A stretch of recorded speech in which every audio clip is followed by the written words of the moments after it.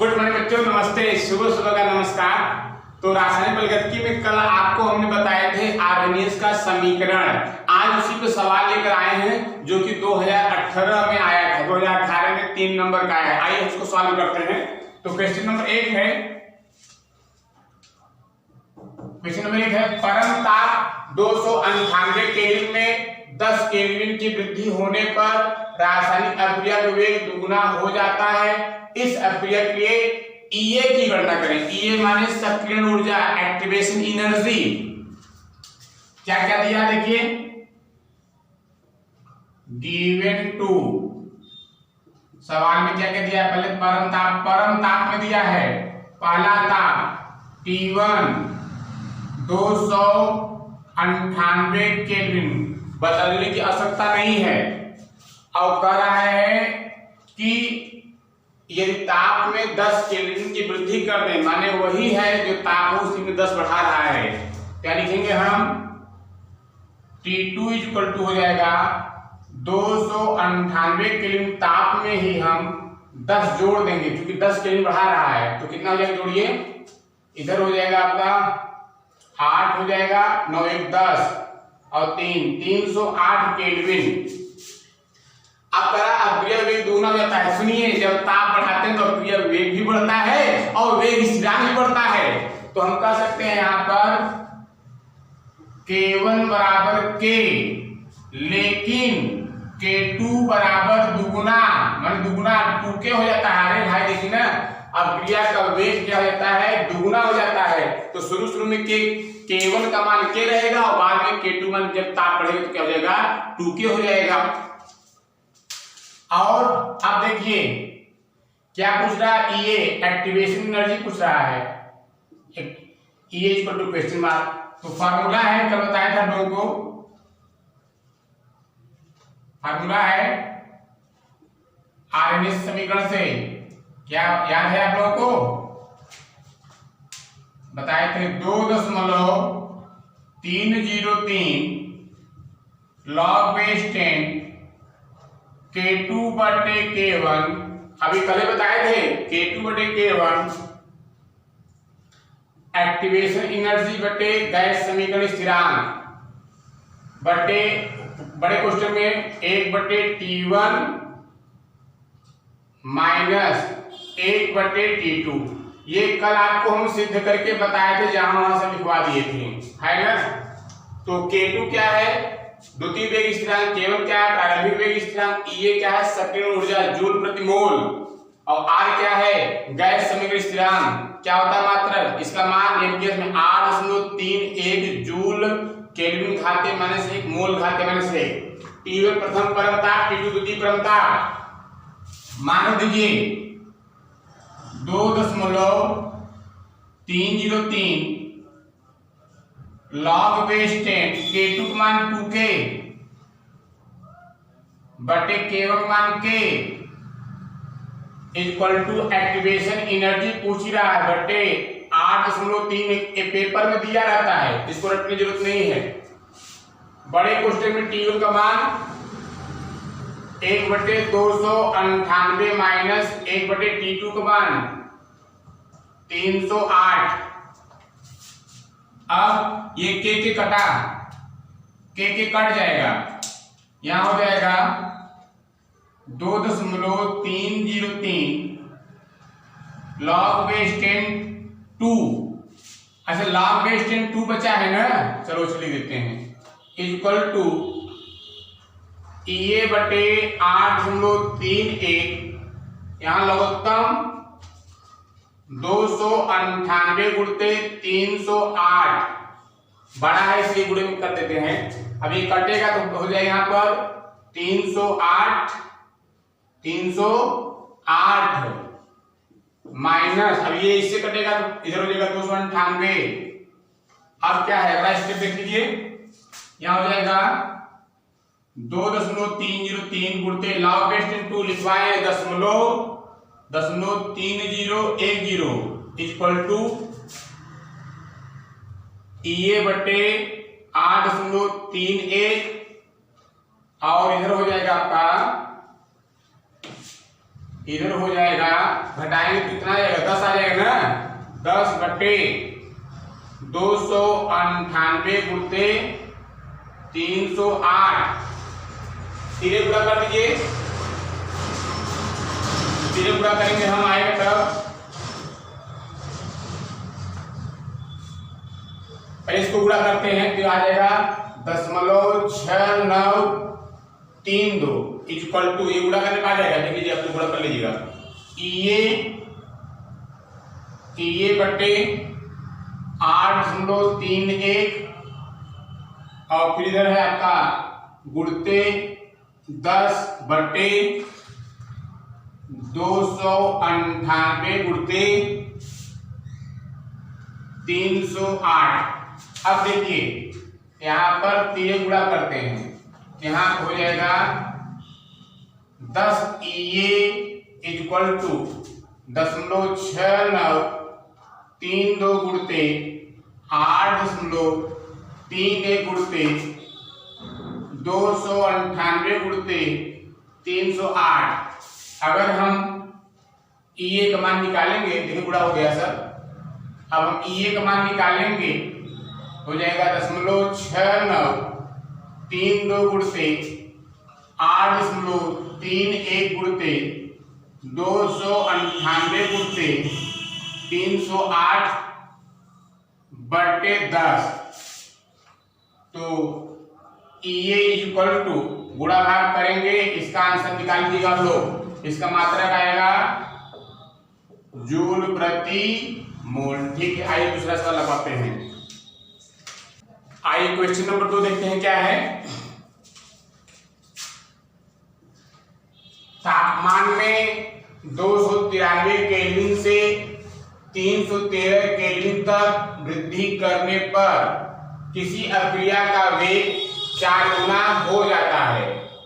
इस अभिक्रिया के सक्रियण ऊर्जा की गणना करो। अभी जो सवाल लगा है वही सेम है, यह भी 2019 में आया 3 नंबर का। देखिए गिवन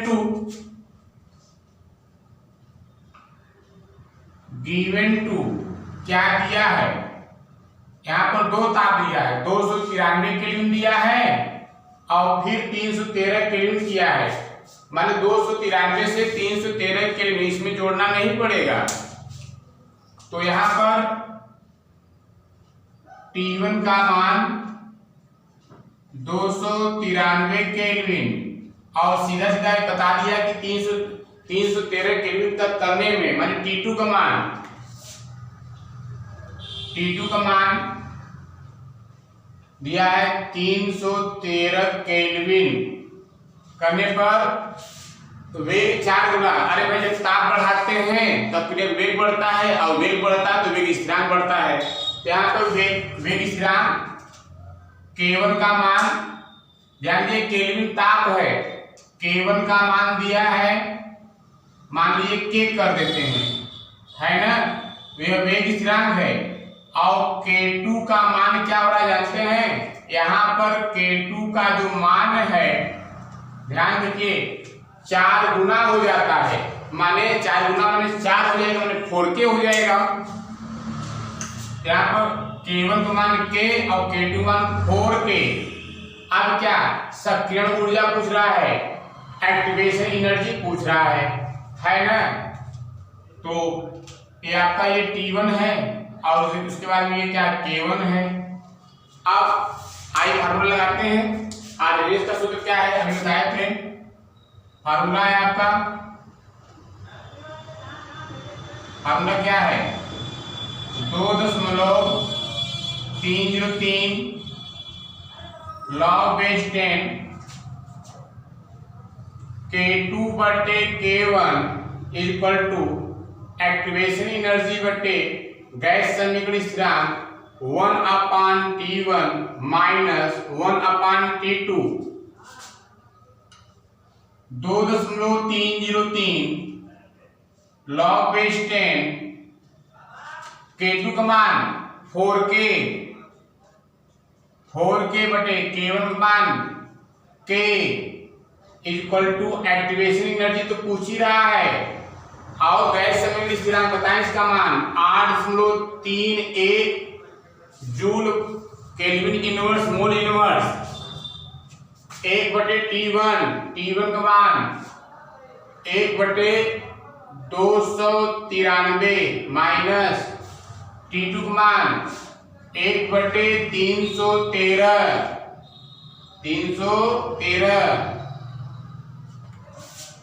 अब यहां पर के धराशायी हो गया, कटा। अब आया 2.303 log बेस 10, यहाँ पर 4 है, इसको लिख सकते हैं 2 का स्क्वायर हो जाएगा इक्वल टू EA बटे 8.31 लघुत्तम ले लीजिए 293 गुणते 313, तो ये कटा आएगा तब क्या 313 माइनस ये कटा 293 घटा दीजिए। अगर आप 313 में से 293 घटाएंगे तो यहाँ 0 और यहाँ पर 2 आएगा, माने 20 आया 20। अब इसको यहाँ लिखते हैं, तो ये हो जाएगा आपका 2.303,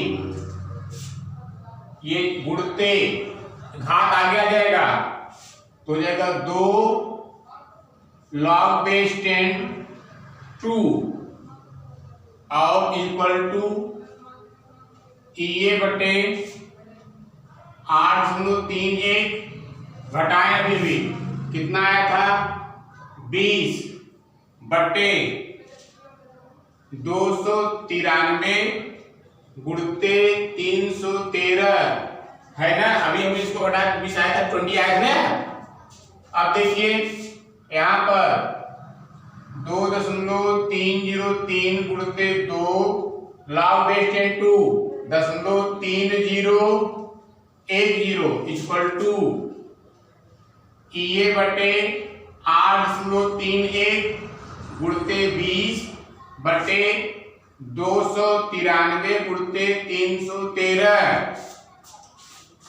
अब देखिए अगर हम इसका गुणा करेंगे 0.6932 लिख सकते हैं 2 गुणते 0.6932। इसका गुणा करने पर इसका गुणा करने में कितना आता है कर लीजिए आप लोग भी, हो जाएगा तब EA गुणते 20 बटे 8.31 गुणते 293 गुणते 313 तीन गुणा कर दीजिए हो जाएगा 20 इक्वल टू 2 गुणते 0.6932 गुणते 8.31 इसका गुणा कर रहे हैं गुणते 293 गुणते 313।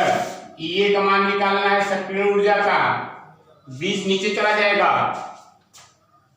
2 गुणते 0.6932 गुणते 8.31 गुणते 293 गुणते 313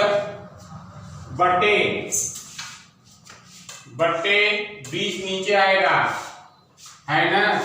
तब EA इक्वल टू यही आपको खाना में उत्तर लिख देना है, व्हाट्सएप पे भेज देना है काटने के बाद। इसका मतलब हो जाएगा जूल प्रति मोल। अगर ज्यादा बड़े संख्या में तो इसे घात बदल दीजिए, किलो जूल में निकाल दीजिएगा है ना। लगाइए अगला सवाल बताते हैं। आइए सवाल नंबर 3 देखते हैं, बहुत ही इंपॉर्टेंट है, IIT 2014 का सवाल है। आइए लगा करके धाराशायी किया जाए। सवाल नंबर 3 है, प्रथम कोटि की अक्रिया रिएक्ट इक्वल टू प्रोडक्ट के लिए दर स्थिरांक K की ताप पर निर्भरता की समीकरण log base 10 K equal to -2000 1/T plus 6.0 के अनुसार पाया गया। गणना करें। A माने आर्हेनियस गुणक, आर्हेनियस स्थिरांक, और EA का मान माने एक्टिवेशन एनर्जी, सक्रियण ऊर्जा की गणना करनी है। तो क्या दिक्कत है? अरे भाई आर्हेनियस के समीकरण से कल बताए थे Arrhenius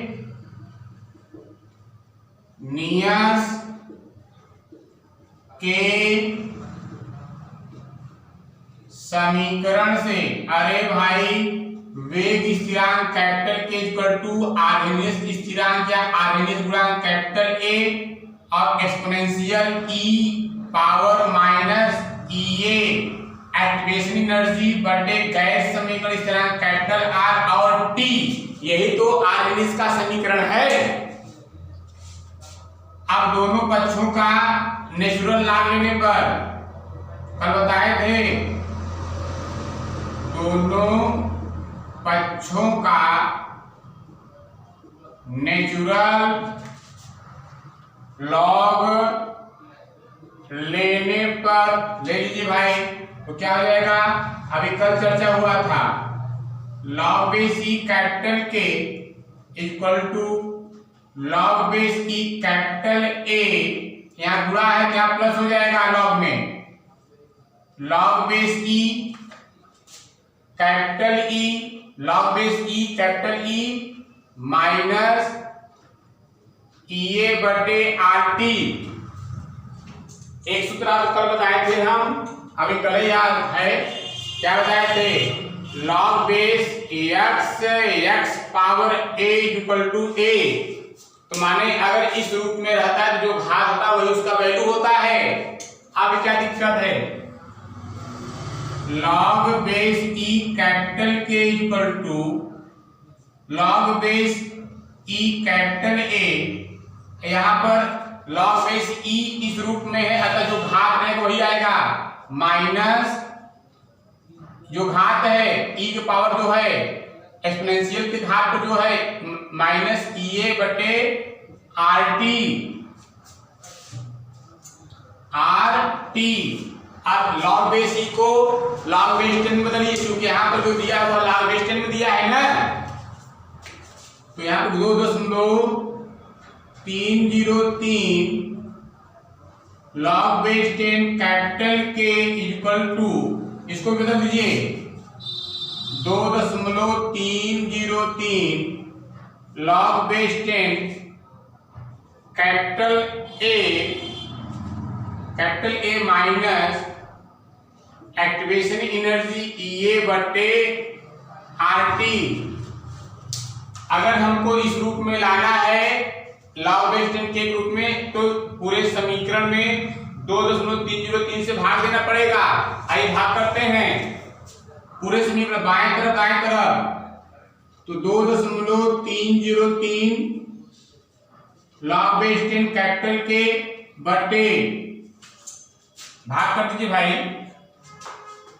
2.303 equal to 2.303 log base 10 capital A बटे 2.303, यहां माइनस रहेगा ई ए बटे 2.303 गुणते आर टी। तो पूरे समीकरण हमने इसको हटाने के लिए भाग कर दिया ना, अब काट दीजिए, ये भी कटा, ये भी कटा, ये भी कटा और हटा। अब क्या है हमारा समीकरण, हमारा समीकरण आ गया log base 10 capital K equal to log base 10 capital A, log base 10 capital A minus activation energy बटे आर टी, यही तो आया है। अच्छा हाँ, आर टी को 2.303 की है, तो यहां लिखेंगे हम 2.303 आर टी। अब दी गई समीकरण का तुलना करने पर, दी गई समीकरण से तुलना करने पर, तो समीकरण क्या दिया गया है, log base 10 capital K equal to, इसको आप 10.6 के पहले लिख सकते हैं और माइनस वाले को उधर कर दीजिए, क्योंकि माइनस वाला हमारा अंतिम में है ना, तो प्लस वाला पहले लिखते हैं। तो प्लस क्या हो जाएगा 6.0 है, प्लस यहाँ भी प्लस वाला है तो प्लस 6.0 और माइनस वाला माइनस 2000 गुणते 1/t। अरे भाई वही है, उधर थोड़ा प्लस, मैंने प्लस वाला उधर कर दिए, माइनस वाला इधर कर दिए, क्या दिक्कत है? अब तुलना कर दीजिए। तो यहाँ ये बराबर है log base 10 k है, log base 10 के यहाँ पर ही बराबर है, तो ये log, अतः जब तुलना करेंगे तो log base 10 a equal to 6.0 हो जाएगा। log base 10 capital A equal to हो जाएगा 6.0 तुलना करने पर। अरे भाई मिला लीजिए ना, देखिए बाएं तरफ बराबर है बिल्कुल, तो दाएं तरफ में log base 10 की वैल्यू ये होगा ना। अब क्या दिक्कत है?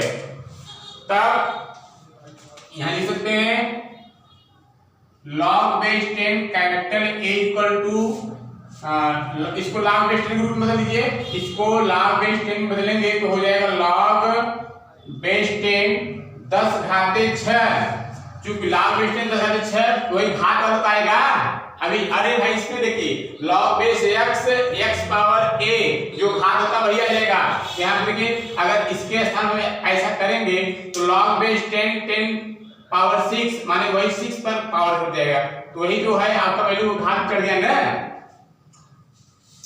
अच्छा, अब उसके बाद में अब देखिए log base 10 और log base 10 हम छोड़ देंगे, तब क्या आ जाएगा आपका a इक्वल टू 10⁻6 आपका यही आंसर है। आपका यही क्या है आंसर, मात्र क्या जाएगा प्रथम कोटि है तो हो जाएगा प्रति सेकंड। क्या दिक्कत है? अगर ये आपको कठिन लगे तो यहाँ पर जो है एक का 0 बढ़ा कर सकते हैं, उसको भी कर सकते हैं वैसे भी। अच्छा, अब यहाँ पर इसको, अब इसका तुलना करते हैं, तो अब तुलना करते हैं पुनः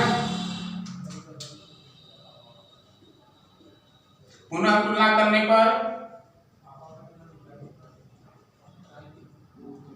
पर हाई कर देते हैं। अब इसका जो है इससे तुलना करेंगे हम, तो हो जाएगा EA बटे 2.303 RT इक्वल टू 2000 बटे T हो जाएगा। अब क्या काट दीजिए जो कटे, तो यहां पर T से T धराशायी हो गया, T रे गुणा कर दीजिए, EA इक्वल टू हो जाएगा EA इक्वल टू 2000 गुणते 2.303 गुणते कैपिटल R। अब क्या है EA बराबर 2000 गुणते 2.303